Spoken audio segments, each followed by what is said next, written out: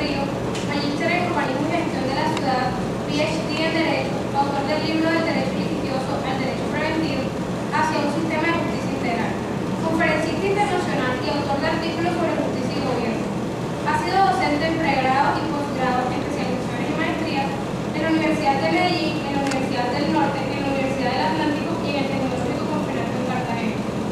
Presidente del capítulo Caribe del Instituto Colombiano para el Estudio de la Contratación Estatal y abogado consultor litigante. Cuando uno escucha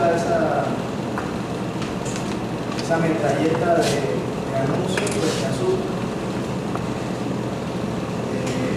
Una cosa sí es clara, cuando uno escucha al pájaro cantar no le pide los títulos.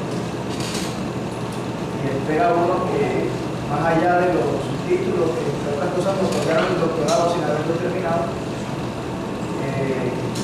esperamos poder entablar un diálogo fraterno, sincero, abierto, a pesar de que haya perdido obligado. El tema de hoy, que me invitó la profesora Vivian, se tituló Hablemos de Justicia.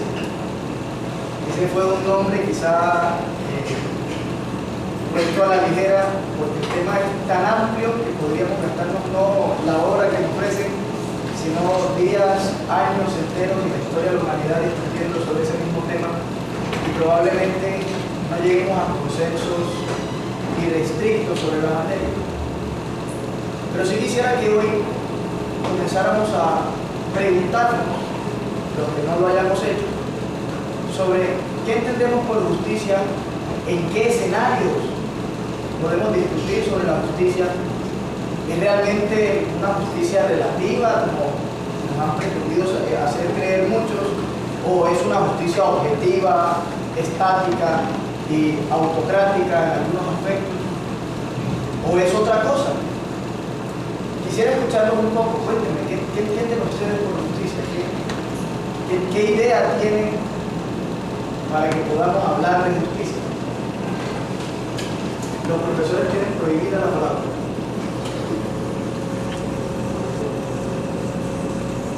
No tanto. Allá, detrás del profesor José David. ¿Sí? ¿Eres estudiante de Derecho? ¿Sí? ¿Por qué estudiaste Derecho? ¿Por qué decidiste estudiar Derecho?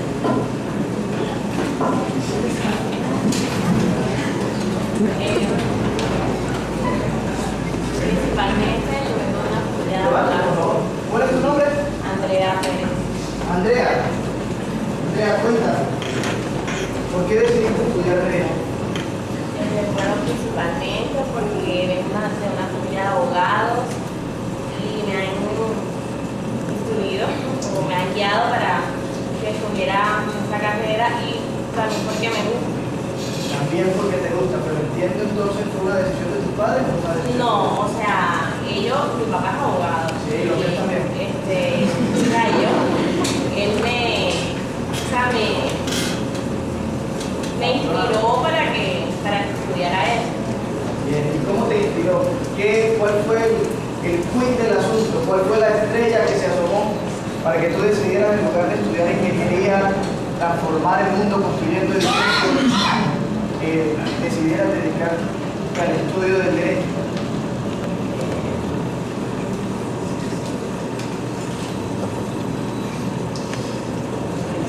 Venga, con toda confianza. Yo quería ser médico, empecé ese semestre hasta quise retirarme de la carrera. Todavía no estoy muy seguro si me quisiera abogado. Como sabes. No, con confianza. ¿Qué te motivó? Además del ejemplo de tu padre. Ayudar a las personas. Ayudar a las personas, servicio. ¿Quién más? ¿Quién apoya a Andrea? ¿Quién acompaña a Andrea en la decisión de haber estudiado Derecho? ¿Toca otra vez así al dedo? Adriano. Sí, por llegar. ¿También te gustan los helados? No quieres ser heladero. ¿Qué diferencia habría entre una heladera y que suena como una whirlpool, un congelador? ser abogada? ¿Cómo? La labor. ¿Y qué se supone que hace? Alza la voz para que te escuchen.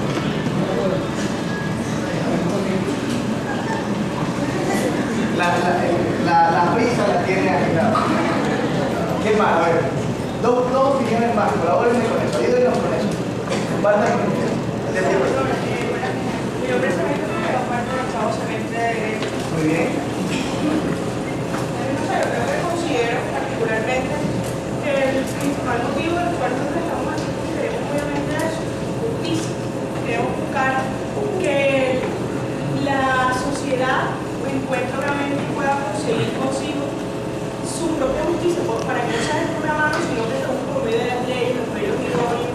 Entonces, ¿qué justicia? Que fue la pregunta que usted hizo y nadie quiso responderla. Considero que justicia es eso, como que garantizar los derechos, garantizar los principios fundamentales de todas las personas a las cuales se les ha vulnerado y se les ha violado. Entonces, si buscamos y queremos justicia accionando el aparato jurisdiccional, es eso, que nos brinden la protección de nuestros derechos y nuestras garantías. Si yo le preguntara, lo curioso de esta pregunta es que normalmente uno la termina cuando ya no la necesita, ya al final del camino. Si fuese una respuesta que tuviésemos con mayor claridad al principio de la carrera, probablemente la estudiaríamos de otra forma y probablemente la viviríamos de otra forma. ¿Me recuerdas tu nombre? Saray, muchas gracias. Nos dice Saray, de alguna manera, que garantizar los derechos, ¿cierto? A eso se refiere la justicia, ¿cierto? Lo que puedo resumir en lo que planteaste. Garantizar los derechos, ok. Entonces, si yo les pregunto, ¿Colombia es un Estado justo? ¿Podrían decirlo sí o no? ¿Pueden responder esa pregunta con tanta determinación y con tanta certeza si no sabían responder la primera con claridad?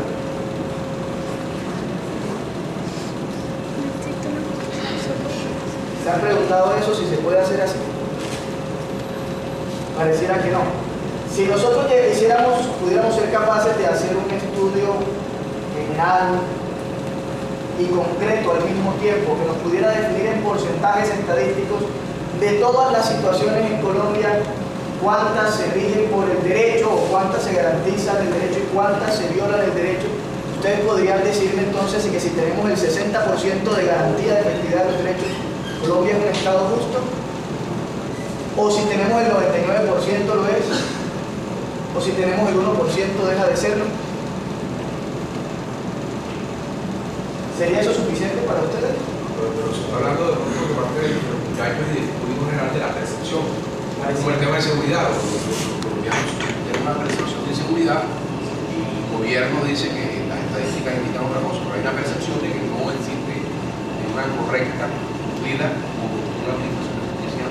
Había dicho que los profesores tenían prohibida la palabra, pero los abogados no se pueden quedar callados. Dale letra. Sí, ese es el vicio de profesión. Vean lo siguiente, resulta que cuando hablamos de justicia nos preguntamos cuál es el concepto de justicia, como cuando le dicen a usted qué significa el habeas data o el habeas corpus. Entonces usted comienza a dar conceptos, una premisa mayor, quizá una premisa menor, una conclusión, y logra plantear lo que es el concepto o la idea de justicia. Pues resulta que yo creo que nadie se atrevería a plantear eso como un concepto, y quien lo haya hecho podríamos pensar que sería irresponsable. Porque la justicia no es un concepto, la justicia se ha planteado siempre como una virtud. Y una virtud es lo contrario ¿a qué? A un vicio. Eso significaría que una virtud es un buen hábito y un vicio es un mal. Bien. ¿Cómo podríamos entonces predicar la justicia, entendida como virtud, del Estado de Derecho? ¿Se han hecho esa pregunta? ¿Aceptarían ustedes la premisa que la justicia es una virtud? Es decir, es un buen hábito. Aquel que es justo o aquella que es justa es una mujer virtuosa, un hombre virtuoso. ¿Aceptarían ustedes eso? No les escucho respuesta, me preocupa. El micrófono está muy bajito. ¿Ah? Pues doctor, de pronto no sé, entonces una vez que, respetando su opinión, o sea, para hacer esa pregunta y manejar el tema de justicia, debemos como que marcarle en diferentes situaciones, porque decir que justicia, como usted lo propone, sería como decir que es la paz, que va a ser preponderante dependiendo a mi situación, tanto como persona, igual física, psicológica, económica. Entonces, ¿Estamos de acuerdo? exacto, entonces de pronto para definir justicia, uno diría lo mismo, bueno, sí, virtud, pero listo, la miramos como una persona virtuosa, pero entonces ya estaríamos sacando justicia del ámbito de derecho. ¿Sí, vea? Comencemos por ahí. ¿Cómo es tu nombre? Damián. Damián. Lo primero que tenemos que tener claro para seguir conversando es que la justicia no son las leyes. Que si es una virtud supera el ámbito del estudio del derecho y pasa principalmente al ámbito de la vida. ¿Cierto? Es decir, la pregunta detrás de la reflexión de justicia es ¿cómo vivimos? Y se entiende que vive en justicia aquel que tiene buenos hábitos. ¿En qué? ¿En relación con quién? Pareciera en relación con los demás y algunos incluso en relación consigo mismo. Esa reflexión que saca la reflexión, perdón, no la saca, que separa y distingue la reflexión alrededor de la justicia de la reflexión de los abogados alrededor de la ley o del Estado de Derecho, es la primera premisa. Esto no solamente le compete a los abogados, esto nos compete a todos los seres humanos. Bien, esa es la primera premisa. Teniendo eso claro, entonces vale distinguir si la justicia es distinta de derecho. ¿Qué vendría siendo entonces el derecho en el Estado de Derecho? ¿Qué es el Estado de Derecho? Recuerden que, así como tú lo has planteado, en los primeros semestres nos invitan a la discusión qué es derecho, hard working, y etcétera, etcétera, etcétera, etcétera, para llegar a una conclusión de todos dicen cosas distintas, más o menos nadie sabe lo que es, en consecuencia, derecho puede ser cualquier cosa. Es una conclusión de una escuela, no es una conclusión derivada de esa reflexión. Entonces, ¿qué sería Estado de Derecho? ¿Qué entienden ustedes por Estado de Derecho? Me estoy sentando en los temas básicos, porque si eso no los tenemos claro y no se apenen si hay confusiones, porque el nivel de maestría, el nivel de doctorado, el nivel de especialización, permanentemente esa es una discusión donde no hay claridad. Quiero saber qué entienden por Estado de Derecho. Primero que todo, buenas tardes. Como les digo, Mendoza, que es técnico semestre de Derecho. Bueno, diría que el Estado de Derecho es el marco jurídico en el que vivimos. Es el marco jurídico. Levanta el marco jurídico. Levántate un poco y habla más duro. Con unas pocas palabras, diría que el Estado de Derecho es el marco jurídico al cual se someten los individuos de una sociedad para regularnos en actividades y comportamientos. Bien. Regularnos. ¿Quién nos regula? ¿Y qué es eso? Organización política de un territorio. Organización política de un territorio. Ok. ¿Y esa organización política puede organizarnos solamente o también podría desorganizarnos? Relativo. ¿Cierto? ¿Cierto que sí? Si puede hacer una cosa, también tendría la facultad de hacer todo lo contrario. ¿Cierto? Bien, pues resulta que esa definición que pareciera tomada del positivismo es la que nos enseñan con frecuencia en Colombia. Es decir, de alguna manera, el Estado de Derecho es el conjunto de leyes, o el derecho es el conjunto de leyes a que se refiere la regulación de la conducta humana. ¿Bien? Si eso es así, la pregunta más compleja sería, ¿y donde no hay ese conjunto de leyes? Hay derecho. Donde está el derecho consuetudinario, ¿cabría esa definición? ¿Qué se entiende por marco y qué se entiende por jurídico? Es el marco jurídico. ¿Qué entiendes por marco y qué entiendes por jurídico? ¿Será que cogemos una caja y esa caja la hacemos lo suficientemente grande para que cae a la sociedad y la reorganice o la desorganice? Y es jurídico en tanto se imponga como autoridad, o es jurídico en tanto haga alusión a otra cosa como la justicia. ¿Qué significa eso? Lo que quise decir con un marco es ese compendio normativo. A eso me refiero cuando digo marco jurídico, pues un conjunto normativo. Un código. Sí, una ley. Estado de Derecho es un código. ¿Aceptarían todos esa premisa? Bien. Yo tampoco estaría de acuerdo. Eso nos lo han enseñado reiteradamente. No piensen que es un error tuyo y no piensen necesariamente que es un error. Esa es una postura frente a lo que es el Estado de Derecho. Sin embargo, Estado, ¿qué significa Estado en español? Pues los abogados pretendemos hablar otro idioma. ¿Qué significa Estado? Situación, es la condición de estar, ¿cierto? Y entonces cuando ustedes estudian los estados de la materia, los estados de la materia, ¿cuáles son? Líquido. Líquido y gaseoso. Líquido, gaseoso y sólido. Bien, es la condición de estar, ¿cierto? ¿Cierto? Y plasma. Y entonces, ¿qué sería entonces la condición de estar de derecho? Es decir, la condición de estar en el derecho. Está sometido a Estar sometido a la norma. Bien, sometida es una expresión dura, pero se utiliza. Estar sometido al derecho. Y entonces, la circunstancia no se describe en abstracto, ¿cierto que no? Las circunstancias se describen en concreto. Usted no podría decir Colombia no es un Estado de Derecho. Usted podría decir en esa relación entre usted y yo rige el derecho. ¿Cierto? ¿Estamos de acuerdo con esa afirmación? Me preocupa el silencio. Bien. Si yo le digo que Estado no es aquel ente abstracto tipo Leviatán, que son la suma de muchos hombres que forman un gran hombre o un superhombre que castiga y le da de martillazos al que no le haga caso, sino que pensamos Estado simplemente como una circunstancia o una condición, así como los estados de la materia, que pueden ser líquidos, sólidos, que puede ser la circunstancia de una sociedad que se rige por el derecho. Entonces, ¿qué significa que una sociedad esté en una circunstancia, lo cual puede ser una fotografía del momento de hoy? Y si es una circunstancia, podría llegar a ser de no derecho o de antiderecho o de muchas otras cosas distintas al Estado de Derecho, ¿cierto? Y que entonces la ley, que es la que tiene la pretensión de definir el derecho, podría o no estar rigiendo, ¿cierto?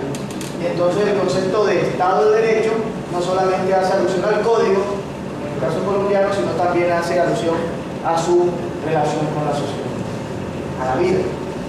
¿Estaríamos en sintonía con eso? Siendo así, entonces, ¿cuándo podemos decir que rige el derecho? La expresión tradicional que nos han enseñado es el imperio de la ley con fundamento en la tradición inglesa, el constitucionalismo, ¿cierto? Todos han escuchado esa expresión. Que la expresión inglesa en realidad es rule of law, que no traduce imperio, podría traducir simplemente gobierno. ¿Y por qué hoy en una democracia en Colombia preferiríamos decir gobierno y no imperio? El profesor preferiría decir gobierno y no imperio, porque el imperio impera, el imperio se impone, el imperio desconoce al otro. Y si desconoce al otro, anula la alteridad, que es el fundamento básico de la democracia. ¿Estaríamos de acuerdo con eso también? Entonces, sería más apropiado traducir hoy rule of law por gobierno del derecho. Todavía no del derecho. Y entonces, ¿qué sería el gobierno de las leyes? Porque digamos que estamos diferenciando Estado de Derecho de gobierno de la ley o gobierno del derecho. ¿Cuáles serían las características de ese Estado de Derecho que nos harían diferenciar, como quien tiene una lista de chequeo, un Estado o una circunstancia de otra? ¿Cuáles serían esas características? Se las han repetido montones de veces, ¿cierto? Pero es importante tenerlas presentes porque de ahí el resto de códigos no se entiende si no se tiene eso claro. Las tres circunstancias o las tres características aceptadas son: primero, la preexistencia de leyes o mandatos, la existencia de una fuerza capaz de obligar al cumplimiento de la ley, y tres, un sistema de procedimientos y reclamaciones que activa la fuerza que obliga al cumplimiento de la ley, o al cumplimiento del derecho, al cumplimiento de las órdenes o mandatos. Bien, si aceptamos esas tres características, ¿cuál sería el gobierno? El gobierno, entiéndase, el presidente Santos, los congresistas, la rama judicial, etcétera, etcétera. ¿Cuál sería el gobierno? De las tres características, ¿sería la fuerza? ¿Sería las leyes claras? ¿Sería qué? ¿La qué? Pues sería claramente el sistema de reclamaciones que activa la fuerza que da lugar al cumplimiento de la ley. Ese sistema de reclamaciones, todo tiene una finalidad, es decir, existe para garantizar la posibilidad del Estado de Derecho, superando el estado de no derecho o el estado de antiderecho. Y entonces tenemos que todo el aparato del Estado funciona como un actor adicional en la sociedad que tiene una finalidad específica. ¿Cuál es la finalidad? ¿Será? ¿Cuál es la finalidad? Ahora sí, lo que dice. Hacer la efectividad de los derechos. La finalidad del sistema es la efectividad de los derechos, más conocida en el bajo mundo como acceso a la justicia. Entiéndase por acceso a la justicia, en este punto, no el acceso a los tribunales, sino la efectiva realización de los derechos. ¿Estamos en sintonía hasta ahí? ¿No? ¿Sí? Tal vez, de pronto, sí. Entonces, la efectiva realización de los derechos, el acceso a la justicia. Entonces la pregunta es obvia: ¿y cómo se garantiza el acceso a la justicia? Y entonces por allá dirá un abogado: ante los tribunales. Tal vez, pero es posible que usted reconozca que hay sentencias injustas, ¿cierto? ¿Cierto? Y si hay sentencias injustas, entonces es posible que usted diga que el acceso a los tribunales es completamente distinto del acceso a la justicia. ¿Claro eso? Y entonces, ¿cómo podríamos garantizar la efectividad del derecho? Dentro de todo el sistema de reclamaciones para activar la fuerza, toda la estructura del gobierno se moviliza a través de las políticas públicas. Y es en las políticas públicas donde el Estado de Derecho debe procurar lograr la efectividad de los derechos. La rama judicial, en este caso, es el medio excepcional para restablecer la justicia. Solo el medio excepcional. Es decir, usted va a la rama judicial después de que ha sido víctima de una vulneración de sus derechos directos. Bien, si usted, mediante las políticas positivas, es decir, las políticas públicas, ha logrado llegar a niveles de efectividad de los derechos, entonces usted no necesita acudir a la rama judicial. Bien, ¿estamos en sintonía con eso? Siendo así, eso implica que el sistema Estado de Derecho tiene implícito una forma de ver la justicia, y ahí sí coincide con la definición legal. Es decir, la justicia fuera del Estado de Derecho es una virtud. ¿Y cómo entiende el Estado de Derecho ese aparato, ese leviatán que está organizado para cumplir unos fines específicos dentro del marco del Estado de Derecho? ¿Cómo entiende la justicia?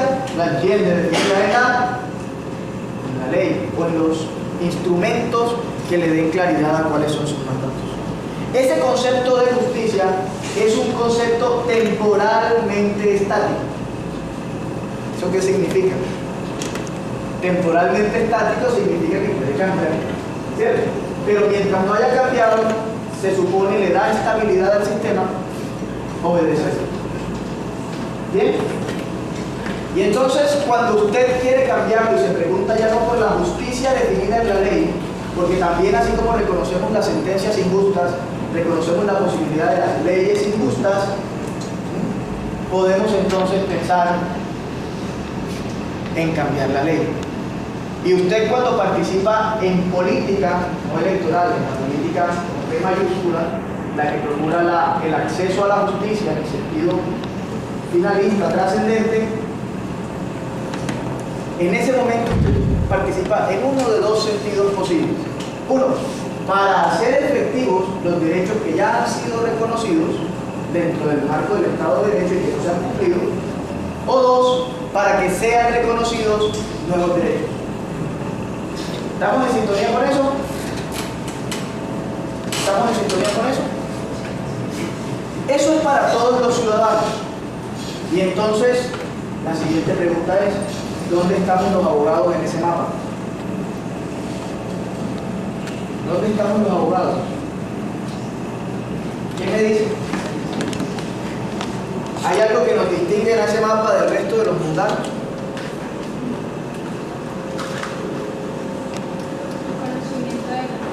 El conocimiento de la ley. Y que podríamos ser como un punto medio entre la relación de las personas con el Estado en los casos que necesiten el acceso a tal justicia. Podríamos entenderlo de esa manera.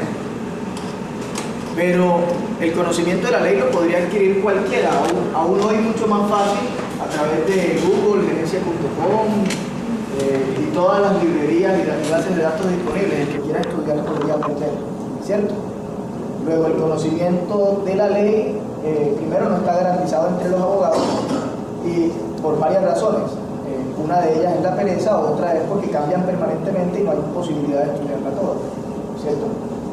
Entonces, es posible que nos encontremos no abogados que tengan conocimiento de la ley. ¿Podríamos reconocer a esa persona como abogado? ¿No? ¿Sí? Depende de lo que digan las leyes para reconocerlos como abogados. En el caso colombiano, a partir del año 45, se impuso en Colombia el monopolio judicial en favor de los abogados. Eso sí es una característica institucional que diferencia nuestra profesión de las demás. Desde el año 45 solo los abogados pueden ser jueces. Desde el año 45 solo quien es abogado puede presentar peticiones a la rama judicial. Y el que no sea abogado pues tendrá que buscar uno para que lo represente. Antes de eso no era así. Y en el mundo tampoco es así hoy. En el marco del Estado de Derecho, el sujeto centro de la reflexión o de la acción del Estado es el ciudadano. Y si todos somos ciudadanos y tenemos derechos, es decir, personas sujetos de derechos y obligaciones, debemos tener implícita también la posibilidad de exigirlos. Pero si usted le dice, usted puede exigirlo, pero solo por medio de abogado, entonces no puede exigirlo. ¿O sí? ¿Estamos entendiendo eso? Es decir, desde el año 45 en Colombia el monopolio judicial en favor de los abogados le ha quitado una facultad consustancial al ejercicio de la ciudadanía, la cual es el exigir los derechos. Y al quitarle esa facultad le ha impuesto un intermediario obligatorio para acceder a los tribunales que eventualmente le darán la posibilidad de acceder a la justicia. ¿Está claro eso hasta ahí? Desde ese momento en Colombia podemos decir que los abogados somos de alguna manera titulares del Estado de Derecho, somos los peones, el engranaje, somos los sujetos principales dentro del funcionamiento del Estado de Derecho.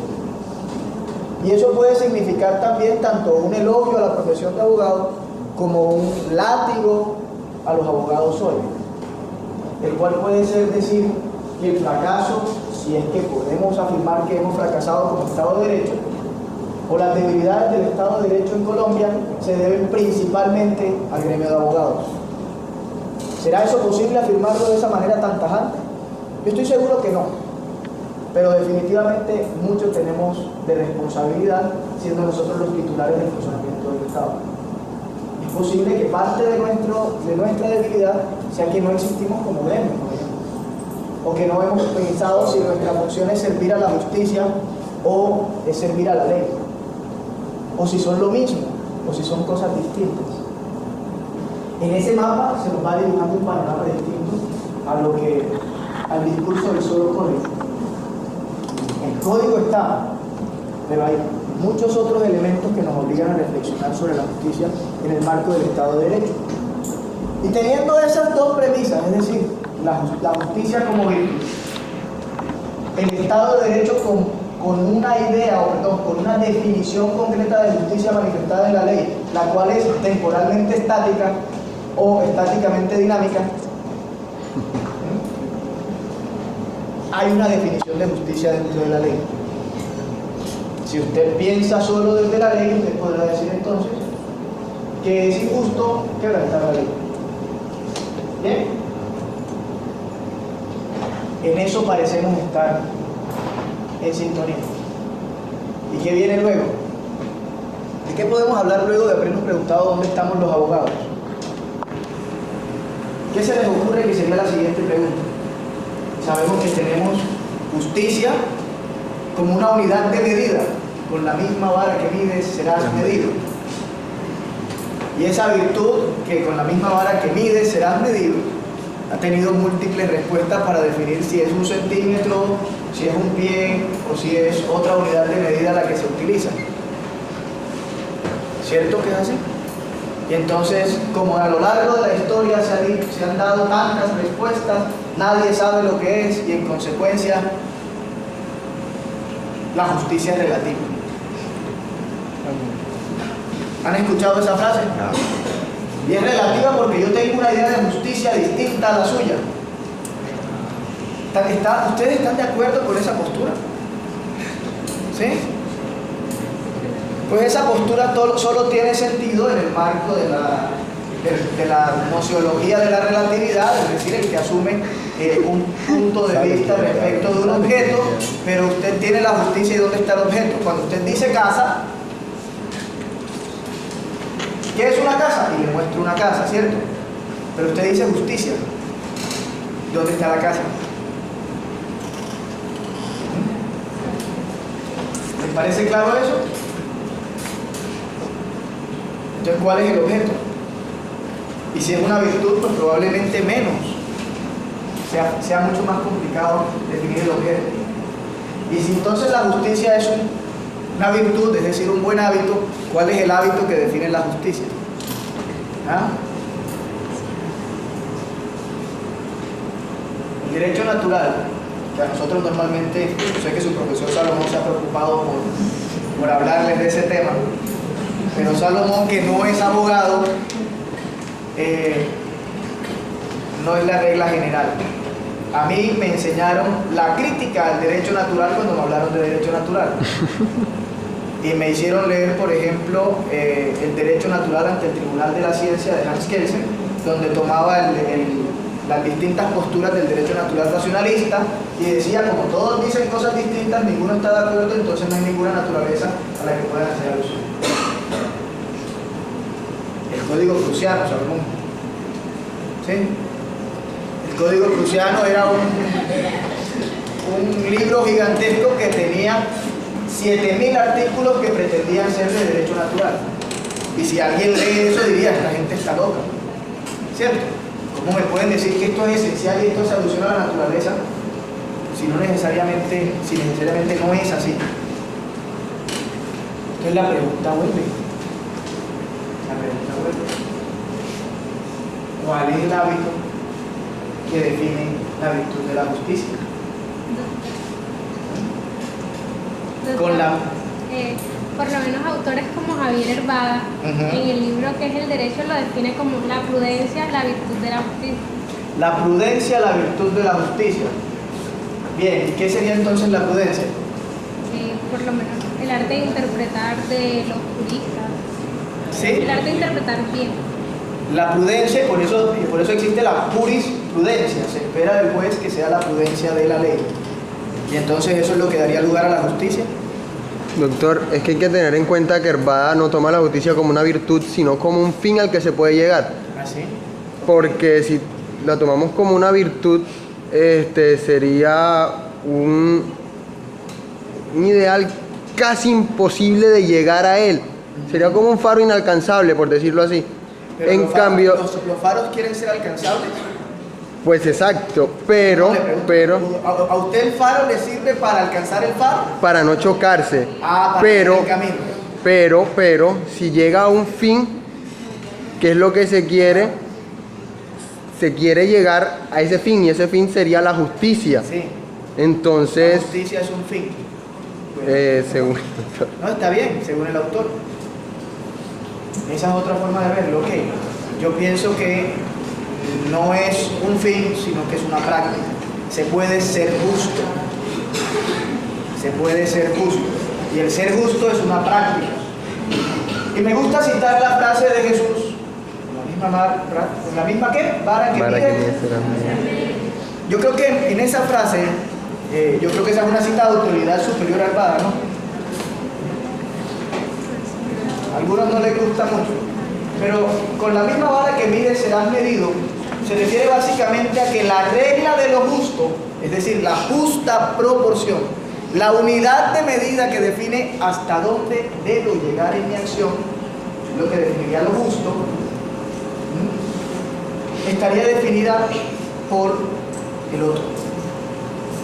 Si yo estuviese en la silla y en la camiseta de Colombia, como está el compañero, ¿aceptaría que el profesor o el conferenciante hiciera lo que está haciendo en este momento? Si yo fuese, por ejemplo, un indígena perseguido por ser indígena, ¿aceptaría ser perseguido? Si yo fuese un blanco discriminado por negros o un negro discriminado por blanco en el sentido negativo, ¿aceptaría ser discriminado? Con la misma vara que mides serás medido. Esa es una práctica permanente de empatía y compasión. Y claro, la prudencia. Empatía y compasión es: haga el ejercicio de ponerse permanentemente en los zapatos de quien tiene al lado. Y si usted no estaría dispuesto en esa posición a aceptar lo que pretende hacerle vivir o sufrir a la persona que está a su lado, pues entonces no está siendo justo. ¿Vamos en esa situación? Pero es posible entonces, claro, es una posición muy básica todavía, porque es posible entonces que, siendo de culturas distintas, el ejercicio de empatía cada vez se vuelva mucho más complejo. Explica, por ejemplo, como narra José Luis Borges. ¿Quién ha leído a Borges acá? ¿Conoces el etnógrafo? El etnógrafo. Sí. Bien. En el etnógrafo, un estudiante de doctorado se va a vivir con una tribu para descubrir su secreto. Mediante estudios y técnicas de etnografía se dedica a la observación, asumiendo que la sociedad o la tribu donde llega es un objeto de estudio. Siguiendo todas las técnicas, ojo con esto, siguiendo todas las técnicas que le enseñaron en la universidad y todas las prácticas y protocolos de la ciencia del día, trató de esbozar un mapa de lo que estaba sucediendo a su alrededor en la tribu para revelar el secreto. Luego de meses de estar en ese plan, comenzó a tener pesadillas y comenzó a soñar con bueyes y a soñar con una serie de animales que no comprendía. Y decidió entonces consultarle al chamán, no creo que Borges lo llama así, pero al chamán de la tribu, al jefe de la tribu, para ver qué significaba eso. Y poco a poco fue dejando de ser observador, o dejando la pretensión de ser un científico que se ausenta del objeto de estudio, y terminó mezclado permanentemente con el objeto de estudio. Hasta que un día se le reveló el secreto. El etnógrafo regresó a su universidad, decidió clausurar su proyecto de tesis y dedicarse a otra cosa. La moraleja es que si era un secreto de la tribu, cuando usted realmente hace el ejercicio de empatía y de introducirse a esa comunidad, pues se vuelve uno de ellos y entonces también es un secreto propio. Y siendo así, entonces simplemente el secreto no debe ser revelado cancele su tesis. Y eso cada vez, ejemplos uno tras de otro, se vuelven cada vez más complejos. Y por eso nadie pretende, por ejemplo, o nadie podría pretender dar una idea o concepto determinante de la justicia. La justicia es A más B igual Z, no, complicado. Pero eso tampoco significa que la justicia sea relativa. Eso significa que la justicia es intersubjetiva. Es producto de la interacción, como todos los productos culturales. Es producto de la relación y del pensarse como el otro. Eres mi prójimo, eres mi hermano. Pero eso no solo lo dice la religión católica, lo dicen, coinciden en eso todas las religiones con pretensión de justicia. Pareciera entonces el panorama ser un poco más claro. Ese es el ejercicio al que quiero invitarlos. Ese es el ejercicio sin pretender dar un concepto, es decir, renuncien a dar un concepto de justicia. Esa no es la idea. Y vivan la práctica de la justicia. Vivan la práctica de la justicia. Y en esa práctica de la justicia podrán encontrarse permanentemente con normas justas o injustas, con prácticas judiciales justas o injustas. Y ahí es donde los abogados debemos. Los abogados que debemos tener más allá que el conocimiento de la ley, la práctica de la justicia, ahí es donde debemos actuar. Ahí es donde la prudencia del derecho debe hacerse presente. Ahí es donde nosotros, más allá del monopolio judicial, tenemos espacio para distinguirnos. De alguna manera, si ya por el monopolio judicial el Estado de Derecho colombiano nos reconoce como unos ciudadanos distinguidos o como unos super ciudadanos, que no nos digan a luchar por la ley, sino a luchar por la justicia. ¿Estamos en sintonía hasta aquí? ¿Hay alguna pregunta? Ya los aburrí, ya veo gente bostezando. El profesor Salomón se está rascando la barba. Bien, aterricemos esto un poco. Les decía hace algún momento que cuando discutimos por la justicia y la entendemos más allá del código, es posible que participemos en lo público, uno, para hacer efectivos los derechos reconocidos en el Estado de Derecho, o dos, para que se reconozcan nuevos derechos. Y en ese sentido, la reflexión alrededor, de aquí en adelante, pues si nos da espacio, se concentrará o tratará de concentrarse en cuáles son los aspectos puntuales donde estamos fallando alrededor de la administración de justicia. Si es administración de justicia, debe procurar garantizar la efectividad del derecho. Y eso lo dicen todos los códigos procesales en los primeros 4 o 5 artículos.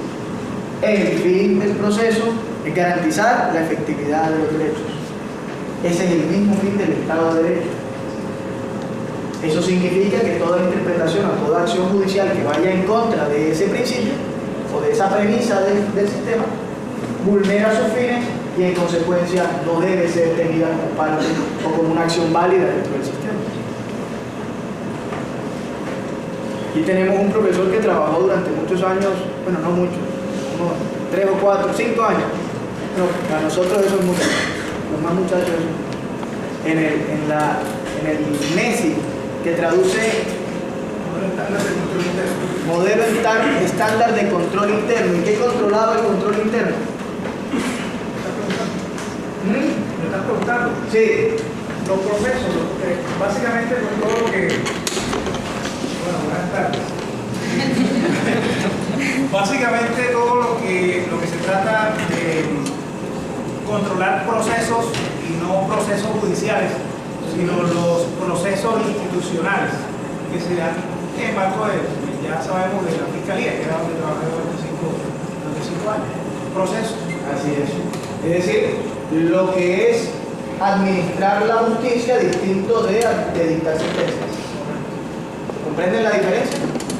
Es decir, hay factores institucionales mucho más complejos que la sola ley que hacen posible o imposibilitan la efectiva realización de los derechos al interior de la rama judicial. Y así mismo sucede al interior de todas las demás ramas. Entonces quisiera plantearles varios ejemplos. En el caso de Colombia, hemos encontrado 4 circunstancias. Así como cuando hablamos de justicia pocos levantan la mano para desconocer esa realidad, encontramos 4 circunstancias que no hemos podido resolver. La primera es la persona que tiene derechos, pero no los conoce. Todo el sistema funciona a partir de la reclamación. Y si la persona no tiene conciencia, simplemente no reclama y el sistema no se activa. Y eso significa que no se deba intervenir, significa que no rige el derecho, entonces no habría una circunstancia concreta de derecho en el caso concreto, ¿cierto? La ignorancia es un problema. El segundo inconveniente es la persona que no tiene abogados. Ya dijimos que desde el año 45 el monopolio judicial en favor de los abogados, si eso lo entendemos, en un sistema de mercados donde el que presta un servicio cobra por él, todo aquel que no tenga para pagar el servicio queda institucionalmente excluido del acceso a los tribunales, ¿cierto? Y existen, antes de que te anticipes, entonces se inventaron los abogados de oficio, que la Fundación FED, o el Instituto de Estudios de Excelencia en la Educación Superior, se dedicó a demostrar durante los años 80 que no funcionaron, y por eso se dio paso a la Defensoría Pública. Y al lado de la Defensoría Pública, en el año 70, ojo, ni siquiera en el 45, en el año 70, los consultorios jurídicos. Y entonces empecemos por los consultorios jurídicos. Los consultorios jurídicos primero dependen de las universidades, ¿cierto? Y resulta que solo hay universidades en 64 municipios de 1102. Eso significa que 1038 municipios del país no tienen universidades, en consecuencia no tienen consultorio jurídico. Primera premisa, o primer hecho. Segundo hecho, los consultorios jurídicos tienen competencias limitadas, ¿cierto? ¿Hay estudiantes de consultorio jurídico acá? Bien, ¿ustedes cuál es la cuantía máxima que pueden atender? La mínima cuantía, ¿cierto? Bien. Y se han encontrado con personas en estrato 0 o -5 con casos superiores a esa cuantía y que no tienen cómo pagar el abogado. Sí, claro, existen y muchas. Entonces esas personas tampoco podrían ser atendidas por el consultorio jurídico. Y finalmente, en tercera medida, siendo estudiantes, todos aprendemos equivocándonos. Luego no hay garantía de la calidad del servicio. Pero no solo porque el estudiante sea bueno o malo, sino también porque ningún proceso se demora lo que dura el periodo estudiantil en el consultorio jurídico. Es decir, un proceso que inicia en consultorio jurídico rara vez termina con el mismo estudiante. Y eso también afecta la calidad del servicio, ¿cierto? Bien. La Defensoría Pública. La Defensoría Pública, en promedio, son alrededor de 1.800 defensores públicos en todo el país. 1.800. Si quieren, súbanlo a 3.000, si alguien tiene dudas sobre la cifra. Para atender ¿a cuántas personas? 45 millones no. En realidad, el 13% de la población sí tiene con qué pagar su abogado. Es decir, el 87% restante, 37 millones y medio de colombianos, les toca acceder al sistema por el sistema público, consultorios jurídicos y defensoría pública. Entonces, atendería a 37 millones y medio de personas.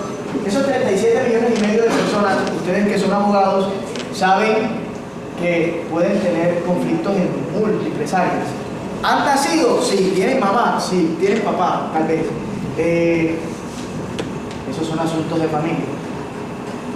¿Vive dónde vive? En una tierrita, podría entonces tema de civil bienes.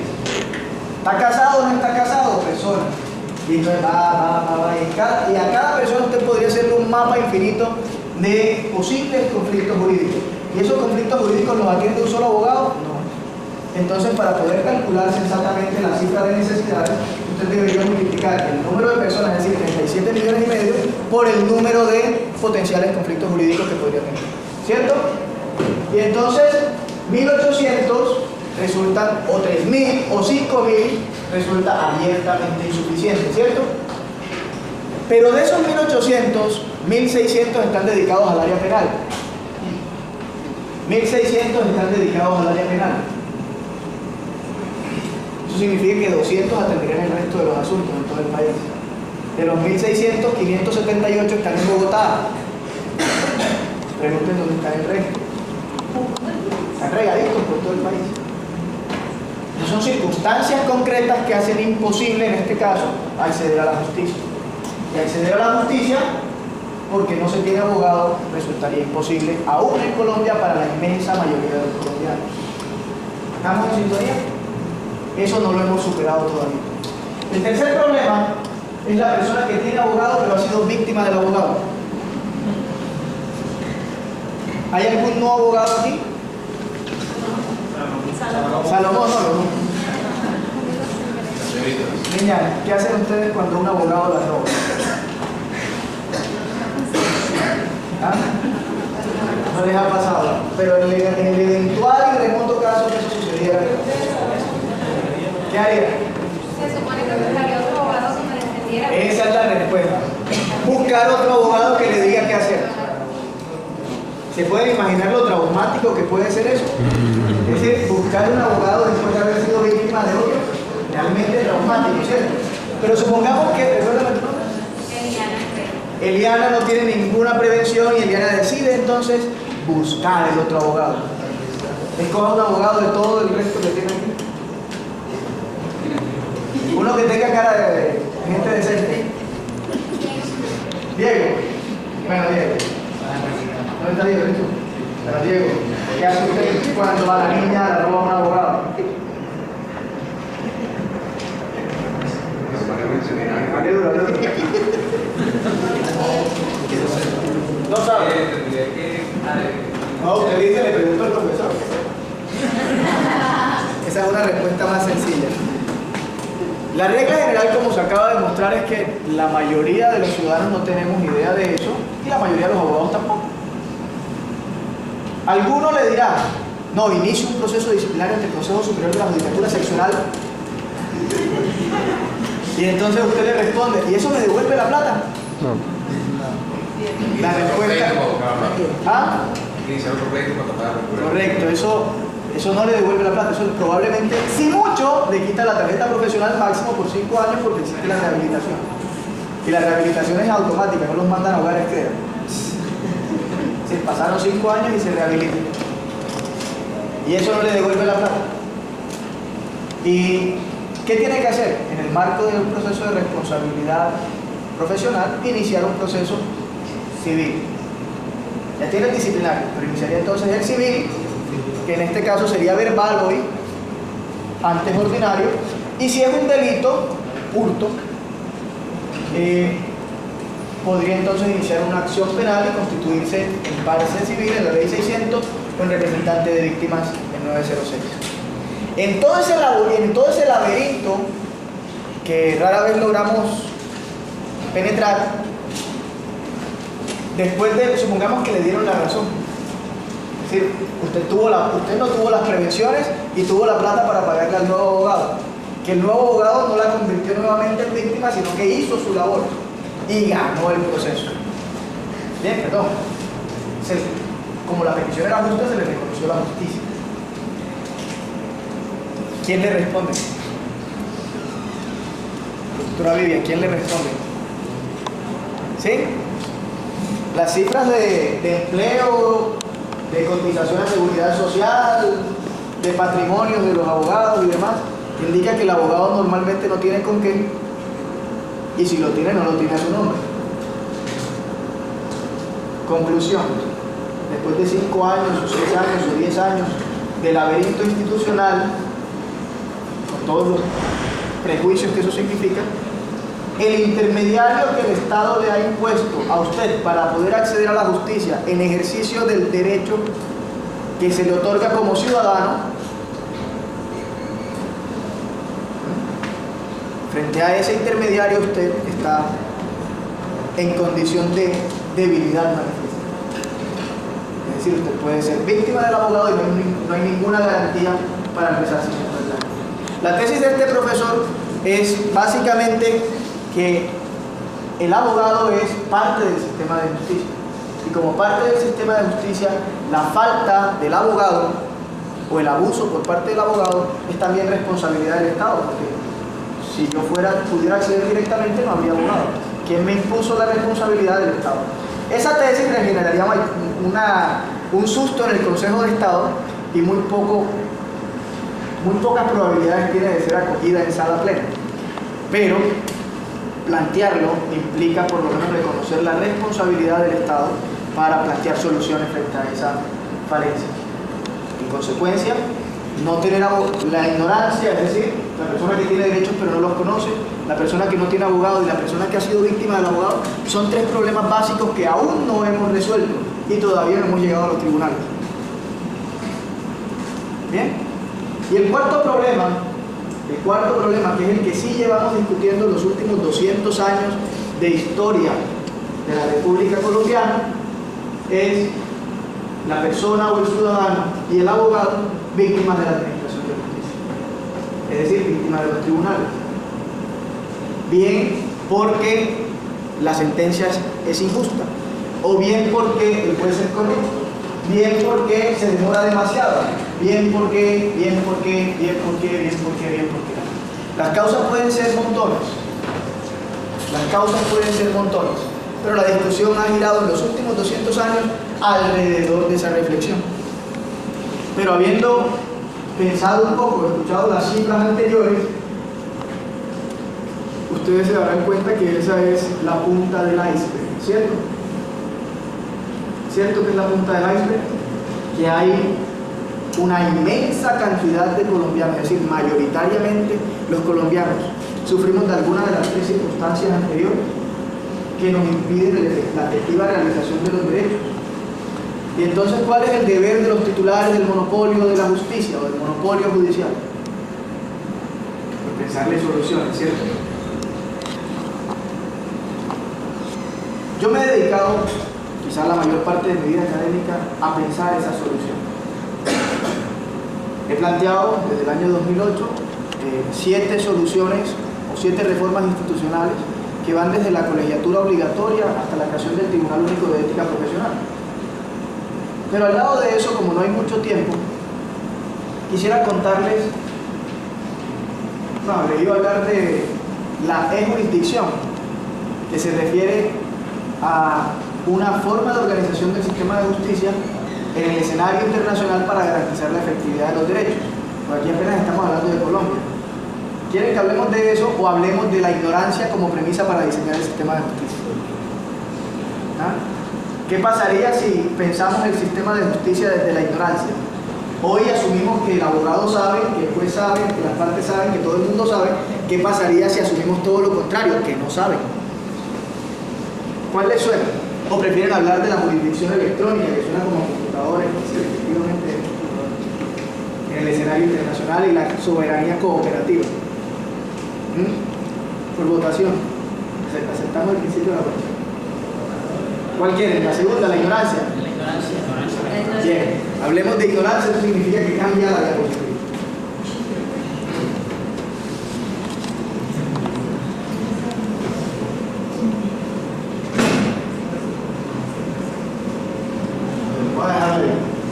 He decidido enfrentar la realidad, así que apenas se ponga linda me avisan. Veamos. Cuando ustedes estudian el procedimiento judicial y estudian el rol de los abogados, como bien, ¿me recuerdas tu nombre? Natalia nos contaba que el abogado se distingue por el conocimiento del Estado de Derecho, de las leyes, etc. ¿Cierto? Entonces, bajo esa premisa, el sistema resulta entonces diseñarse presumiendo que todos los actores saben lo que tienen que hacer y en qué momento lo hacen. ¿Qué significa eso? Arranquemos por el inicio de la demanda. ¿Ah? Sí, yo sé. Eso es producto de la invitación amable. ¿Sería eso justo? ¿Aceptarían ustedes, están en la posición del profesor, que los llevaran así? ¿Los llevarían ustedes? Profesora, ¿usted aceptaría que siendo usted estudiante que la trajeran obligada a una conferencia sobre justicia? Vale la reflexión. La demanda. Primer requisito de la demanda. ¿Qué se les ocurre? Artículo 75, Código de Procedimiento Civil. Próximamente creo que es 82 del Código General del Proceso. ¿Qué dice? ¿Cuál es el primer requisito de la demanda? A ver. Nombre, domicilio. Bien. ¿Nombre, domicilio de quién? No. Primero va el juez. El juez a quien se dirige. Pero antes de eso, primero le dicen a usted que tiene que presentarla por escrito, salvo en el proceso verbal sumario que tendría que presentarse por verbal, ¿cierto? Pero por regla general es una demanda escrita. Hace unos 25 años la demanda, además de ser escrita, tenía que ser en papel sellado. Era un tipo de papel especial parecido al de las notarías, que si usted presentaba en su hoja de papel Kimberly, por muy olorosa y bonita que sea, no se la aceptaba. ¿Bien? A ustedes pronto sí, doctor. Pero ese papel sellado, que era similar al modelo del arancel judicial, se planteaba como una forma de financiar el sistema de justicia, la rama judicial. Y entonces, ¿qué hacía? Ojo con esto, ¿qué hacía? Resulta que cuando ya era impopular subirle el precio al papel sellado, entonces lo hacían más chiquitico, le ponían menos renglones, hacían los renglones más anchos, de manera que usted necesitara más papel para la misma demanda. Consecuencia, se terminó la gente aburriendo de eso y por fin, gracias a Dios, se eliminó el papel sellado. Pero eso ya implica un criterio de excesiva formalidad, que no todo el mundo sabía. Entonces, si alguien que no sabía eso presentaba una demanda en una servilleta, pues no se la aceptaba. Hoy sería inadmisible que un juez dijera rechazo una demanda si está presentada en una servilleta. ¿Va? Ahí hay un cambio positivo. En relación con el juez, bien, el juez al que se dirige, eso implica que el sistema presume que quien hace la demanda sabe quién es el juez competente, ¿cierto? ¿Y qué pasa si no? Se inadmite o se rechaza, Bien, se inadmite, se rechaza y en ese proceso se la mandan a otro y se genera el conflicto de competencias y tal. Puede demorarse usted un año adivinando a qué juez le corresponde. ¿Qué pasaría si en lugar de asumir que sabe a qué juez debe dirigirse, asumimos que no sabe? Y entonces no le pedimos que ponga el juez a quien debe dirigirse. Podríamos hacer, por ejemplo, poner en la entrada de la rama judicial una especie de portero que se encarga de revisar la demanda y definir la competencia. No podrá ser un abogado como parecido al triaje, ¿conocen el triaje en los hospitales? Pero ahí no van a poder a un médico general ni a un abogado recién graduado, al contrario, ahí debe estar el médico de mayor experiencia que sea capaz de visualizar a quién le corresponde en responsabilidad. Y hecho eso así, se acaban los conflictos de competencia. ¿Van comprendiendo la inversión del diseño? Segundo requisito. Ahora sí. Nombre, edad, domicilio, etcétera. Y entonces usted comienza a revisar cómo es que se llama. ¿Cierto? Si mucho se acuerda del apodo. En penal ya se lo admite, pero en civil no. Entonces usted inicia una investigación para recordar el nombre de la persona con cédula, etcétera, en todos los documentos que firmó, y apareció el nombre completo de la persona con la cédula y miércoles, domicilio, dónde vive este señor. ¿Sabe usted dónde vive su contraparte? ¿Sabe usted dónde están sus hijos en este momento? Resulta muy complejo y muy difícil. Eso porque se supone que el abogado que presenta la demanda o quien presenta la demanda sabe. ¿Qué pasaría si asumimos que no sabe? ¿Quién es el responsable de tener el registro de domicilios y de identidad en Colombia? El gobierno. ¿Cierto? ¿No? ¿Y eso hace parte de qué? No, recuerden que hablamos de Estado de Derecho, gobierno de las leyes, sistema de reclamaciones y procedimientos, asimilado a gobierno. Este sistema de reclamaciones y procedimientos, ahí está la registraduría. Bien, ese es el gobierno al que nos referimos. Ahí está la registraduría. Si la registraduría lleva ese registro, ¿por qué asumimos que debe saberlo el que no lo lleva? ¿No sería más sencillo simplemente que una vez presentada la demanda, presentado el nombre y la cédula del personaje, inmediatamente le apareciera en el sistema de notificación la dirección y los sitios donde se le puede notificar? Gracias. ¿No les parecería eso mucho más sencillo?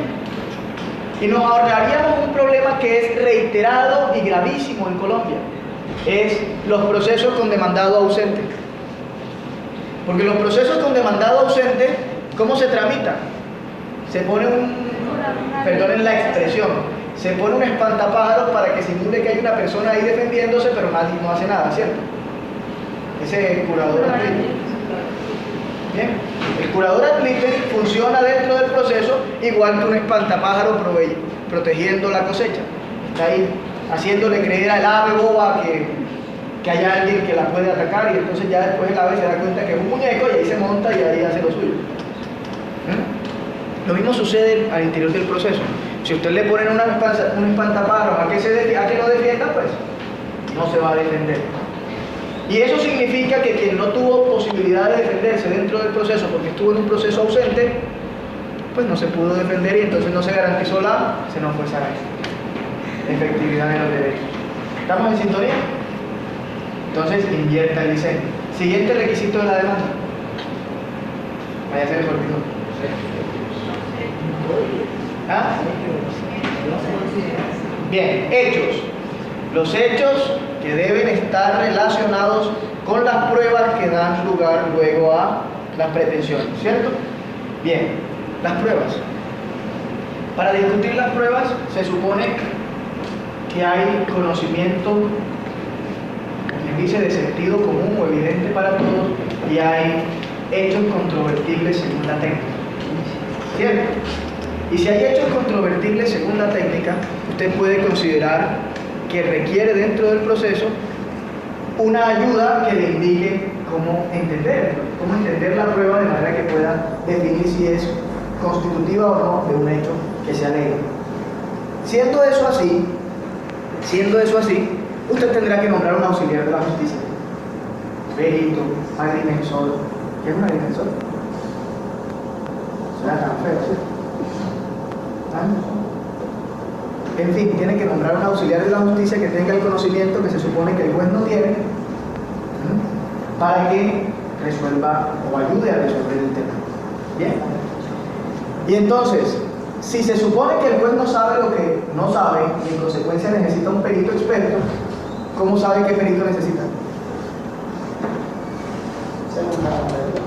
¿Sí? Diferencia usted el campo de acción entre un ingeniero civil y un arquitecto. O diferencia usted entre un ingeniero eléctrico y un ingeniero de sistemas. ¿Tiene usted claridad dónde comienza uno y termina el otro? Si es sensato me dice, no, porque no sé, yo tampoco sé. Siempre se va a un extremo, ¿cierto? Pero si me lo va a medir una tierra, yo no voy a buscar un... Para eso es el agrimensor. Para eso es el agrimensor. Siempre se va a los extremos. No, pero es que las fronteras grises son los casos que no podemos resolver. Y si no podemos resolver ese caso, eso significa que en ese caso, por ejemplo, en Cartagena no tenemos peritos médicos. Y si no tenemos peritos médicos, ¿quién hace el peritaje para la prueba? ¿Sí? ¿La prueba grafológica la está haciendo el CTI o Medicina Legal? No. Para eso cuentan con el apoyo de Bogotá. Eso dicen. Y en Estados Unidos, el FBI, Eso dicen. Pregúntenle a los jueces si han resuelto procesos de responsabilidad médica con peritacos médicos proveídos por alguna de esas instituciones. La respuesta es no. de pronto los jueces no, pero la fiscalía. Ah, pero la justicia es solo la fiscalía. El hecho es que definitivamente el sistema está planteado asumiendo que el juez sabe primero a qué el perito requiere, ¿sí? Cuál es el área del conocimiento que tiene respuestas para el asunto complejo del conocimiento que se le plantea. Esa es una presunción que no necesariamente es cierta. Pero es de pronto que usted sí sepa, pero de pronto yo no sé. Y si usted sí sabe y nombra el perito que es, y yo no sé y nombro el que no es, su sentencia será Podemos esperar una sentencia justa y mi sentencia podrá ser una sentencia injusta. Y si reconocemos esa posibilidad, el sistema está fallando. ¿Estamos en sintonía? ¿Cómo podría plantearse el sistema en ese punto concreto respecto de ya no de presumir la sabiduría del juez, sino de presumir la ignorancia del juez, o reconocer la ignorancia del juez? Una salida simple podría ser: concentre la decisión de asignación del perito experto. En lugar de dejar que todos los jueces que sean especializados en distintas áreas del derecho, pero que nunca han estudiado ingeniería, o excepcionalmente han estudiado ingeniería, pues no sean quienes tomen esa decisión, que sea una decisión automática del sistema, y que tenga el conjunto de expertos que pueda definir a quién corresponde o a qué área del conocimiento corresponde, o si no es de una con exclusividad, sino de varias al tiempo. ¿Estamos en sintonía? Me pregunto, yo sé que los estoy aburriendo hasta este punto. No, no los estoy aburriendo. Bueno, los sigo aburriendo. Concentrar la decisión, automatizar la decisión de asignación del perito, pero al mismo tiempo ese perito cuenta con todo lo que necesita para poder emitir un concepto a la altura de la necesidad, es decir, está en el estado del arte del día para poder emitir un concepto respecto de lo que se le está preguntando. Eso, es decir, asumimos que el perito sabe. ¿Qué pasaría si asumimos que el perito eventualmente no sabe o que requiere herramientas complementarias para definir un concepto concreto? Por ejemplo, que pudiéramos tener una base de datos de placas dentales o de ADN que pudiéramos enlazar sin necesidad de preguntarle al perito para la identificación de las personas. Eso podría ayudar. Que pudiéramos tener un sistema experto, sistemas de información experto que nos dijera respecto de este tipo de conflictos cómo se ha decidido, si el precedente judicial, pero no el precedente de los auxiliares de la justicia. Podría de pronto ayudarle a que los peritos puedan mantener una categoría. A los abogados y a los jueces se les exige el examen de ingreso a la carrera judicial, salvo los que son de descongestión, y eso hay que desaparecerlo. Todavía no, ahorita que se acabe tu periodo, entonces pedimos que los desaparezcan porque eso no garantiza la mejor formación. En el caso de los abogados que entran por carrera, de alguna manera hay un nivel de cualificación que el sistema trata de garantizar, pero a los auxiliares de la justicia no se les exige eso. ¿Cómo podría usted presumir que el auxiliar de la justicia, que se supone sabe lo que el juez no sabe, sabe? Todo lo contrario, tiene usted que presumir que no sabe. Y diseñar el sistema poniendo primero los filtros que garanticen la mejor cualificación posible y al mismo tiempo estableciendo las herramientas complementarias que hagan posible el adecuado diagnóstico. Bien. Medidas cautelares, para dejar ahí el ejemplo. Medidas cautelares. En las medidas cautelares se supone que usted debe hacer la denuncia de los bienes del demandado, ¿cierto? Para encargarlo. Y usted hace la denuncia de los bienes del demandado, ¿y eso qué significa? Se supone que usted sabe dónde están los bienes del demandado. Y vuelve la misma pregunta respecto del domicilio. Y vuelve la misma pregunta respecto del domicilio. ¿Será que usted sí sabe? ¿Será que usted tiene la herramienta de saber dónde están los bienes del demandado? ¿Qué dicen ustedes? ¿Será que ustedes, estando aquí en Cartagena, tienen la posibilidad de saber si allá en Menchiquejo hay un inmueble de su demandado? Menchiquejo de región Momposí, corregimiento de Margarita o de San Fernando, estoy muy seguro. Lo cierto es que por ahí queda un sitio que también se llama Punta de Horno. Entonces, si el horno es caliente, se imagínense ese sitio como es. No hay manera. Y si el Estado quiere saberlo, tampoco lo sabe. Porque en algunos sitios está sistematizada la información y en otros todavía dependen de los 20.000 pesos que se le dan al personaje que busca la información dentro de una runa de papeles para encontrarla. Pero si el Estado, en lugar de presumir que usted sabe, presume que no sabe, primera política pública de gestión de información en el notariado y registro será la sistematización y titulación de todos los títulos del país y la integración de la información. Que usted no tenga que ir a cada oficina de instrumentos públicos para pedir la información, sino que desde donde esté pueda tener toda la información nacional. Se la pongo más complicada. Si eso sucede en Colombia, imagínese si usted realiza un contrato por eBay o por Mercado Libre con su homólogo en Rusia y le compró un computador ruso y el computador nunca le llegó a pesar que usted sí le pagó. ¿Dónde demanda? ¿Cómo demanda? ¿Dónde sabe si el personaje realmente existe, si tiene o no información, si tiene o no patrimonio para responderle? Es decir, las relaciones comerciales, al hacerse más complejas y más personales, hacen mucho más compleja la labor del Estado y de la consecución de la información necesaria para demostrar. Siendo así, si usted quiere garantizar la efectividad de los derechos, deberá pensar el sistema no desde la presunción de la sabiduría, sino desde la presunción de la ignorancia. Bien, ¿están claros esos ejemplos? Podríamos seguir extendiéndonos en otros ejemplos, por ejemplo, alrededor del exequatur y otro tipo de cosas. Pero aprovechemos también para pensar entonces en las 7 soluciones en Colombia. O hablamos de la e-jurisdicción. ¿De qué quieren hablar ahora? O ya no va. Las 7 soluciones. Ahora sí tengo que cambiar la diapositiva.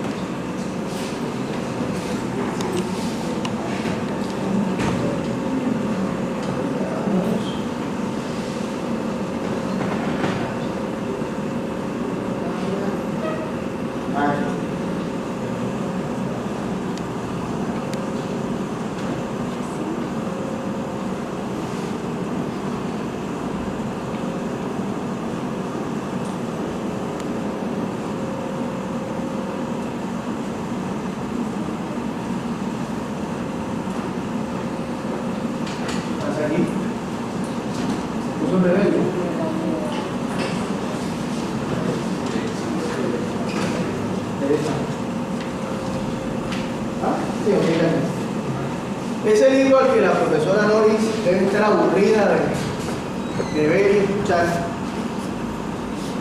se publicó en el año 2008, ya hace 5 años. Y desde ese año hemos tratado de que esta discusión, más o menos la misma, con algunas variaciones que les he planteado en este momento, tenga alguna incidencia en la política pública de administración de justicia del país. Y entonces, avancemos. Monopolio judicial en Colombia, ese era el nombre original del libro, pero por un pincelazo de la editorial.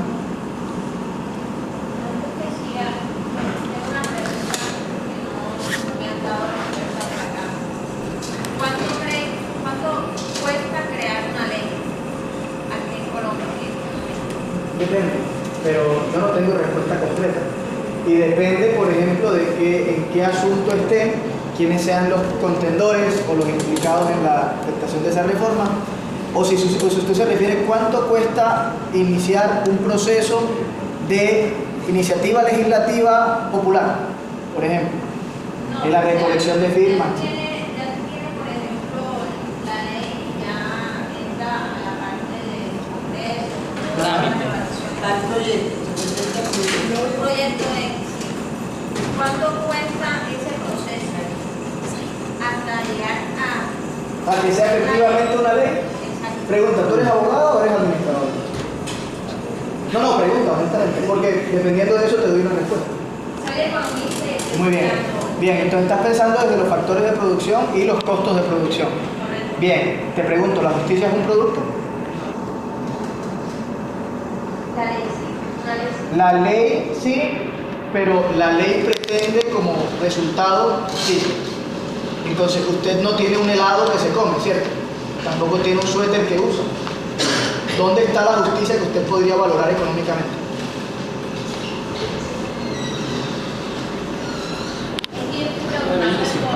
No, el cálculo es simple. Si quiere calcular definición de una ley en sentido estricto como un producto es divida el número de congresistas, tenga el número de congresistas por el número de salarios al año entre, ojo, el número de leyes producidas al año, más el costo de producción, más los costos indirectos.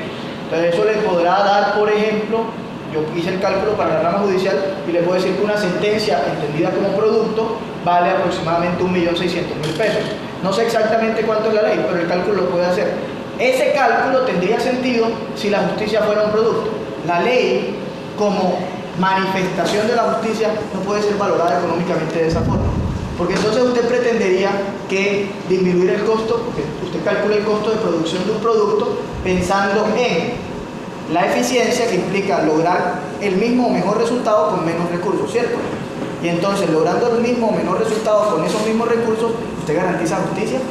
Con menos congresistas o pagándole menos al congresista, usted garantizaría mejor ley. No, pero haciendo leyes más efectivas. ¿Cómo sería una ley más efectiva? Es que la pregunta es fácil decirla respecto de un producto, pero respecto de la justicia. Lo que pasa es que yo estuve mirando que, o sea, anualmente, y lo estaba diciendo hace un rato, hoy en día un abogado no puede conocer al máximo toda la ley, porque sencillamente es imposible. Constantemente están cambiando cosas. ¿Sí? Últimamente se crean muchas leyes. Sí. Y esas leyes hay unas que se cumplen, hay otras que sencillamente no se cumplen. Se llegan a... Por ejemplo, la del maltrato animal o la Declaración Universal de los Derechos Animales. Ese tipo de leyes que realmente son leyes ineficientes. Sí. También tienen un costo. Es a ese costo al que yo me refiero. Al costo simple, al que no tiene el que no contempla la posibilidad de la justicia. Exacto. Yo le diría esa pregunta es irresponsable. Sí, porque usted no puede considerar la estructura del Estado de Derecho, no debe considerar la estructura del Estado de Derecho sin considerar la justicia. Si usted pretende que la justicia es un producto, yo le hago la siguiente pregunta. Ok, ¿usted quiere leyes más eficientes o eficaces? Es decir, menos cantidad de leyes con mejor resultado social. Magnífico, eso depende de la técnica legislativa y de la capacidad de intervención en producir leyes con contenido de calidad. La pregunta es, yo me he dedicado a pensarlo, en otra presentación sobre gestión del conocimiento público podríamos discutirlo, pero ¿quién definiría cuál es una ley más eficaz o menos eficaz? ¿Cómo podríamos calcular, por ejemplo, si necesitamos menos congresistas o pagarle menos a los congresistas y eso daría realmente resultados en justicia? ¿Hemos alguna vez en nuestra historia como nación medido el resultado de una ley como en el marco de una política pública para garantizar un resultado? No se ha hecho, pero se debería hacer. Estamos completamente de acuerdo. Y en esa línea de pensamiento nos da para repensar toda la estructura sobre cómo se hacen las leyes en Colombia. Yo soy partidario, me salgo del tema para los demás, yo soy partidario de pensar, por ejemplo, en una tesis, mi tesis doctoral, una tesis alrededor de la soberanía universitaria del Estado. No significa que la universidad se vuelve la jefe, no, se vuelve pensar el Estado como un ejercicio permanente de gestión del conocimiento. Y entonces, ¿cómo podríamos articular aquel que sabe con lo que se requiere y la necesidad para que se pueda ser efectivamente atendida? Y entonces usted podría pensar en cosas como, oiga, tenemos carrera judicial, tenemos carrera administrativa, ¿y dónde está la carrera legislativa? Es decir, podríamos tener, por ejemplo, congresistas expertos o un número de congresistas expertos que conozcan en detalle la técnica legislativa para evitar leyes absurdas. Podría ser. Podríamos pensar, por ejemplo, en que ya no sean solo los congresistas o el gobierno quien tenga el derecho de postulación de leyes, sino que podríamos pensar en el ciudadano con derecho de postulación de leyes. Y entonces alguien grita, ¡ojo! Pero imagínense, 45 millones de colombianos presentando al Congreso cualquier barbaridad que se les ocurra. Calma, ¿qué pasaría si no lo presenta el Congreso? ¿Qué pasaría si lo presenta, por ejemplo, a las universidades? ¿Qué pasaría si esa presentación en la universidad activa un sistema de debates o de coordinación al interior de la universidad que haría posible la iniciativa legislativa ciudadana? ¿Qué pasaría si la ley no es producto del Congreso, sino un proceso de construcción colectiva?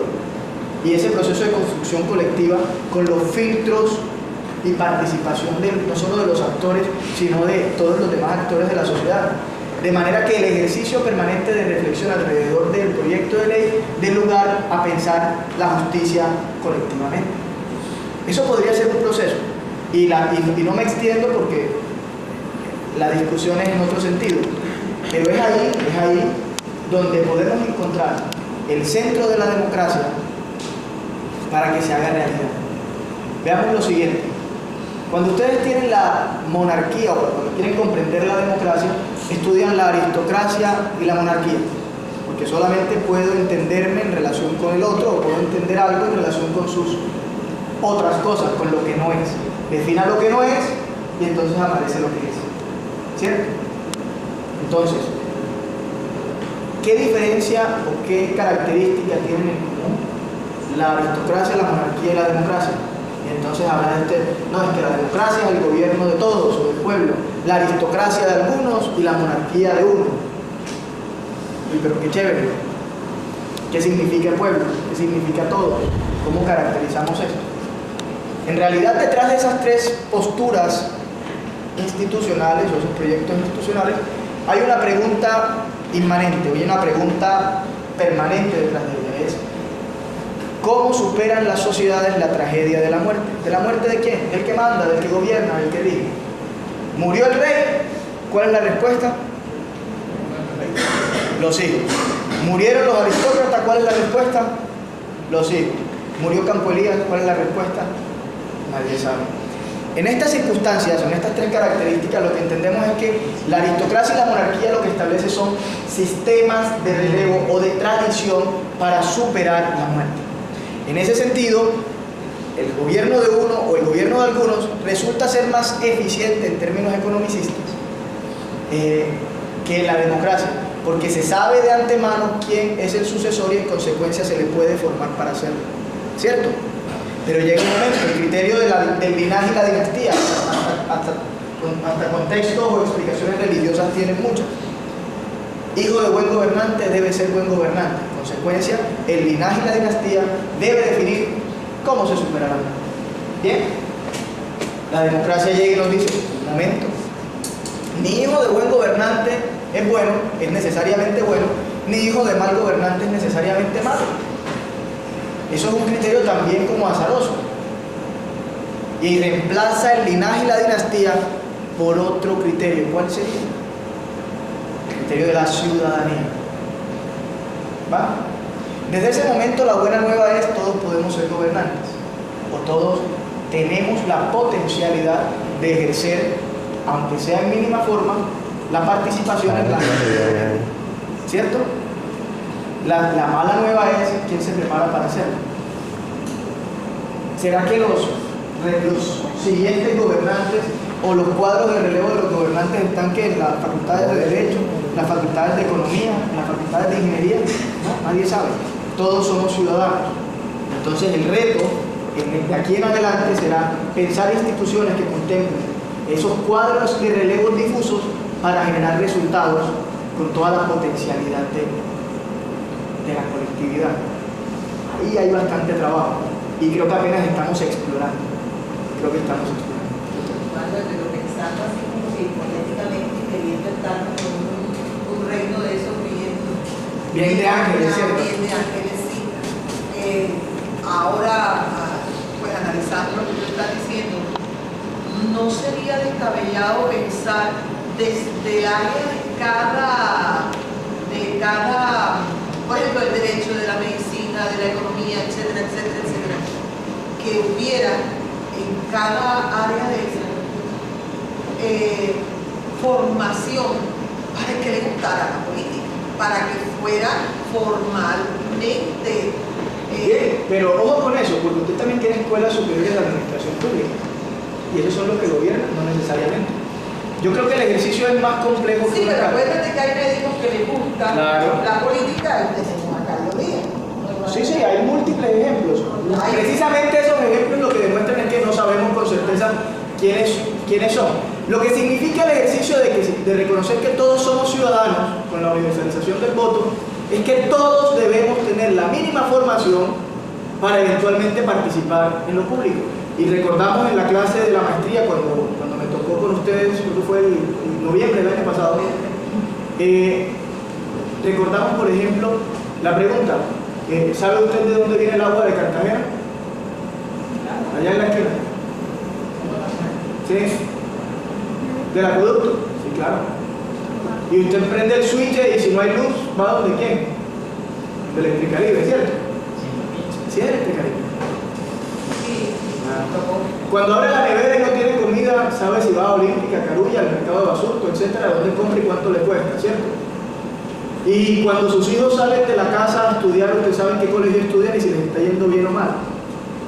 Eso es la mínima información básica que usted necesita para administrar su hogar. Economía. Esa es la mínima información básica que necesita para gobernar su hogar. Piense entonces cuál es la información básica que requiere para poder tomar decisiones en lo público con calidad. Estoy convencido que hay un reto institucional desde el sistema educativo de integrarse cada vez más a lo público, no solo gobierno, sino toda la sociedad. Y esa integración debe afectar la formulación de la cátedra. Y esa reformulación de la cátedra debe tener impacto directo en la realidad. Yo he hecho varios experimentos. Y esos impactos directos son una forma de aprender en el modelo Montessori. Aprende haciendo, aprende viviendo. Y ese aprende viviendo, aprende haciendo, en 10 o 15 años, así como tenemos genios en las artes, en las ciencias o en los deportes, probablemente podríamos tener genios en la política. Porque el nivel medio de formación, por lo menos entre quienes se supone que saben, pues estaría en mejores condiciones. Pero ahí podríamos ir. Creo que en cierto modo sería el doctor Charcot Diego lo que ha dicho cuando hablamos de universalizar, porque sería como... Yo he hablado de universalizar. Cuando usted hacía referencia a que estábamos en el sistema, donde todos teníamos voz, participación. Por ejemplo, cuando hablamos del grupo de los estructurados, de los que saben de política, ¿no sería un poco central? Yo he dicho eso. Ojo con esto, porque todos escuchamos con lo que podemos recordar. Eso es importante tenerlo presente. No porque las cosas suenen similar a lo que conozco, son lo que conozco. Yo no he dicho en ningún momento eso. Y no he dicho eso porque en ningún momento he pretendido que exista una clase para eso. Lo que digo es que todos los ciudadanos tienen la vocación de ser gobernantes. Es decir, tienen la posibilidad y el derecho y la obligación de participar en la construcción de lo público. Eso es lo que afirmo. Pero al afirmar eso también digo y demuestro en la realidad que eso no es un hecho. Que contrario a lo que nos dice la teoría de la democracia, la realidad es completamente otra. Y que incluso los que logran nivel de doctorado no tienen en ocasiones ni la mínima formación requerida para tomar decisiones en lo público. Yo puedo tener doctorado, pero eso necesariamente me hace apto para tomar decisiones en lo público. Depende en qué sea su doctorado, depende cuál haya sido su objeto de estudio y depende cuál sea el tema de construcción en lo público. ¿Bien? Lo que estoy planteando es que debemos diseñar modelos institucionales que superen o que se planteen superar esa ignorancia, no desde el modelo de la cátedra. Voy a comenzar a hablar de otro tema. En el sistema educativo existen dos problemas fundamentales: acceso y calidad.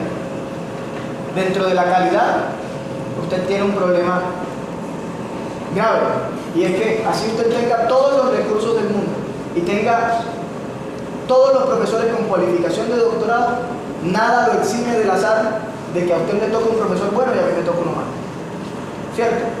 Y por esas condiciones del azar usted tendrá mejor educación que yo. ¿Cierto? Esa condición de calidad plantea una redundancia de esfuerzo, porque además el capital humano está distribuido o está localizado en el país según las capitales de departamentos, según las 64 universidades, etc. Según los 74 municipios con universidades, y eso significa entonces que algunos tienen mejor educación que otros, y eso es imposible de superar, por lo menos no en el modelo actual. ¿Sí? Si aceptamos esa afirmación, el reto sería, bien, si tenemos redundancia de esfuerzos e inequidad en la localización de los recursos, el reto sería lograr coordinación de los esfuerzos e integración de los recursos. ¿Cierto? Piénsese usted en la posibilidad de que hoy sale de esta clase y dice: yo quiero ver Derecho Procesal Civil con el profesor Manuel García Ríos en Tecnológico Confenal, sin dejar de ser estudiante de la Universidad San Buenaventura. Pero usted decide matricularse en aquella clase porque quiere conocer qué es lo que está planteando el profesor. Y se le permita. Pero además, usted lo puede hacer porque está en Cartagena. El que esté fuera de Cartagena le costaría mucho. Además, que los profesores nos hiciéramos el esfuerzo de grabar el mayor número de contenidos posibles de la clase para que cualquiera pudiera verlos, como lo hace Academic Earth con Yale, Stanford, MIT, UCLA, en fin. Publica cursos completos gratuitos, que esta conferencia pudiera verla incluso quienes no están. Hoy tuvimos problemas de conectividad y nos falló entonces la transmisión a través de la red, pero el objetivo es que este tipo de discusiones no dependan de la proximidad. Bien, y ahí poco a poco vamos superando la dependencia. Eso implica también un modelo de evaluación alternativo.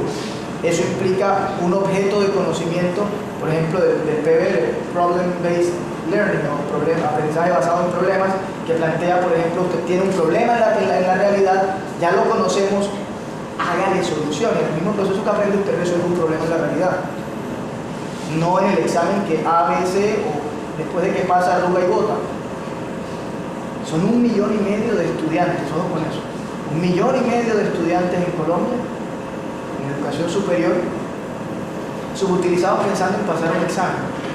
El reto sería cómo podemos aprovechar como sociedad ese 1,5 millones de cerebros y esos más o menos 3 millones de brazos. ¿Cómo podemos aprovecharlos para transformar la sociedad? Imagínense a esa gran masa, al mismo tiempo que estudia Derecho de Tránsito, metidos de cabeza en el tránsito. Imagínense a los ingenieros haciendo el inventario de vías de la ciudad que no existe hoy. Imagínense a los economistas haciendo el mapa de flujos económicos de la ciudad, que pudiéramos saber por dónde entra la plata en concreto y cómo se distribuye en la sociedad territorialmente y a qué tienda llega. Ese que es como la cadena alimenticia, pero entre los economistas, no existe en Colombia. Y como no existe, tampoco tenemos censos de profesiones y oficios. Y como no sabemos qué sabemos hacer, entonces todos somos coteros. La locomotora del desarrollo es la construcción. Si supiéramos qué sabemos hacer, las políticas de empleo serían focalizadas. En fin, cada uno de esos temas requiere una política de gestión del conocimiento para que se vaya el funcionario, se vaya el alcalde de turno, podamos construir colectivamente procesos en torno a la transformación de la ciudad. Saque cuenta. En 10 o 15 años estoy seguro que si las universidades nos volcamos hacia la sociedad, no solo tendremos mejores ciudadanos, sino que habremos cambiado el panorama. Yo entrego el 10% de la nota de cualquiera de las asignaturas que dicto en Barranquilla, en Medellín, en Cartagena, para destinarlo a servicios sociales. Los estudiantes presentan un proyecto al principio del semestre y lo desarrollan durante todo el semestre. En Barranquilla solamente ya van 8 parques rescatados, con el 10% de una materia, Hacienda Pública. 8 parques rescatados. Y yo no tengo, como es una lectiva, no tengo nunca más de 20 estudiantes. ¿Qué pasaría si ese 10% se volviera para el 1,5 millones de estudiantes? Que ya el proyecto no sea solamente los que presentan los estudiantes y después de que se van ya se acaba, sino que sea un proyecto institucional que se alimenta permanentemente de voluntariado, como el plan de gestión comunitaria en el que participan varios estudiantes que me acompañan en el Club de Leones. ¿Qué pasaría si la experiencia de los mayores se integra con la energía de los menores para hacer las cosas? Ese es el reto de ir pensando. Estamos experimentando en el camino y eso implica muchos errores. Eso implica que quizás estemos equivocando el rumbo más de una vez y toca hacer rectificación, pero la sola exploración ya es un proceso de aprendizaje. Solamente, hay un dicho, solamente hay un camino de salida del bosque, pero solo conoce verdaderamente el bosque el que se ha perdido muchas veces en él. ejercicio. Exploremos qué significa. Creo que eso trata de responder un poco tu pregunta. Un poquito. Que haga el ejercicio. Así como los invito a practicar la justicia, los invito también a hacer la exploración del conocimiento para vivir la democracia. Y esa es la reflexión. Hay que vivirla. No son ideas, no son conceptos, son invitaciones a la vida. Son modelos son retos que nos plantea la vida y que nos plantea la sociedad. A la larga nos organizamos para pensar cómo organizarnos mejor y cómo vivir mejor. Yo creo que aquí terminamos, profesora. Ha sido bastante extensa la jornada. Muchas gracias.